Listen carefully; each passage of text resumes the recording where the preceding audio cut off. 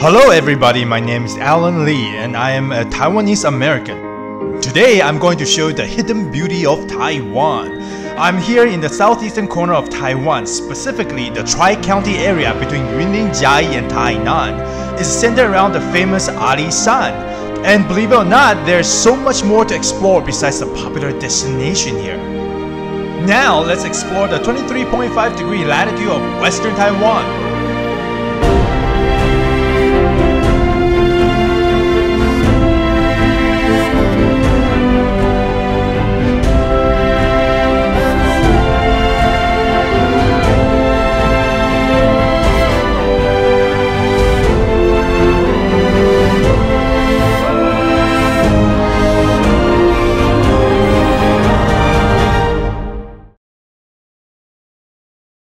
I'm standing on the Ogasawara Mountain Watchtower, which is almost 2,500 meters above sea level. This is where you can see a panoramic view of several mountain peaks that surround the watchtower. This is the premier spot to watch the most spectacular sunrise in Taiwan.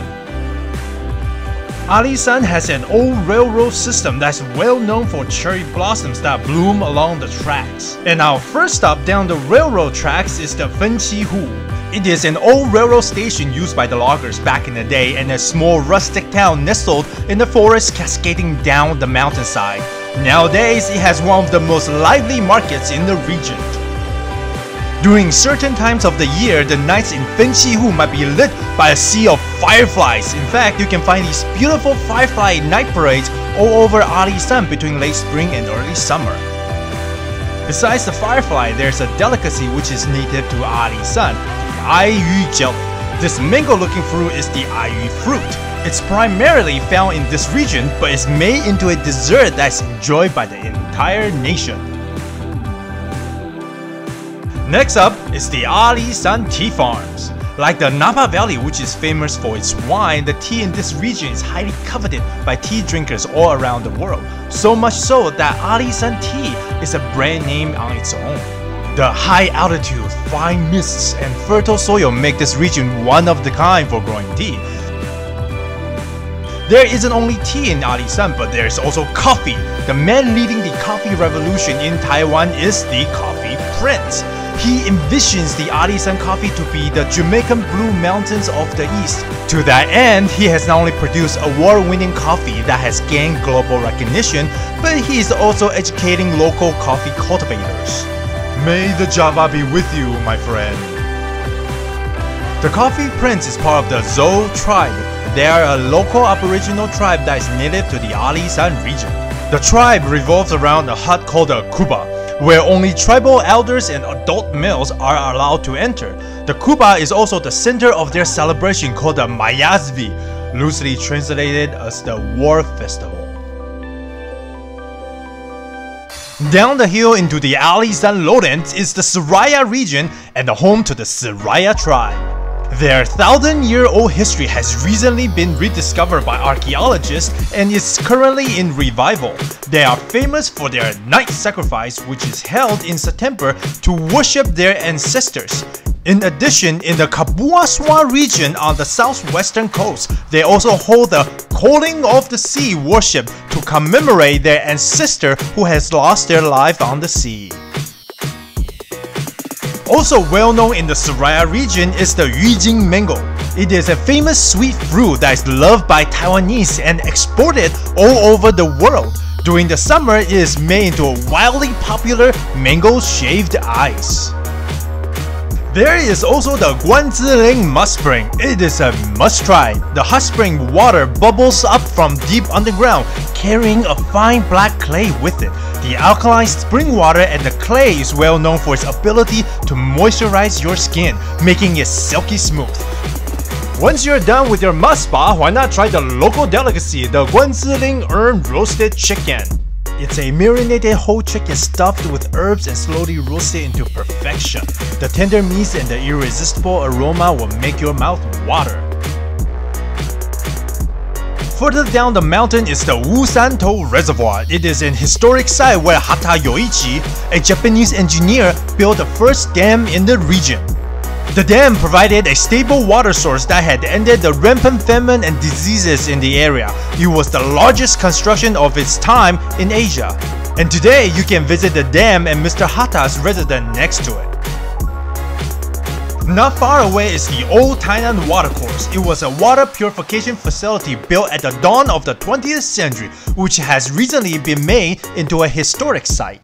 The watercourse was built before the Santo Reservoir to provide a source of clean water for downtown Tainan. The magnificent Baroque-style building took 10 years to build, and it is a must-see for any architectural enthusiast. About half an hour due south, we arrive at the Taosan Moon World. The rugged and lifeless terrain formed by dark gray slate and shell resembles the surface of the moon, giving it its name. And if you stop at the nearby Erliao area, you can see a unique sunrise over the Taosan Moon World, a sight so famous that it is christened the Erliao Sunrise. Now we move from the Seraya region to the Southwest Coast National Scenic Area. One of the famous landmarks here is the Crystal High Heel shaped building. It is a memorial paying tribute to the victims of the Blackfoot disease that had plagued the region before it was cured in the 1990s. Also along the coastline region is the雲嘉南wetlands. It is one of the kind landscape that's teeming with life, ranging from shellfish, crabs to a variety of plants and mangroves. And in the Tainan Sicao area, there are boats that take you on a tour through the wetlands. In the wetlands, there is an abundance of life that attracts a variety of migratory birds every season to feast upon its bounty. Along the coast, there are many roosting spots for the migratory birds. In October through April and May, both birdwatchers and the black-faced spoonbills flock to their namesake protected areas. While in the Bayman Lagoon, flocks of whisker terns blot out the evening sky. The wetlands also provides the perfect breeding ground for the region's famous oysters. They are a delicacy that is made into a variety of dishes in the local restaurants. And while driving through a region, you are bound to see these delicious mollusks growing on the rows and rows of racks in the oyster farms. Another interesting sight in the region are the salt terns. They are an important part of the history and the culture of the area. There are many places to explore here. One of the oldest salt terns is the Jingzaijiao tile paved salt field. It is where the salt terns are paved with a mosaic of broken clay and ceramic pieces to prevent the coarse salt from binding with the soil. And here you can experience the traditional salt extraction method yourself. The sunset over the glistening salt terns is such an incredible sight, so much so that every New Year's Eve there is an event celebrating the last sunset casting its last beam over Taiwan for the year.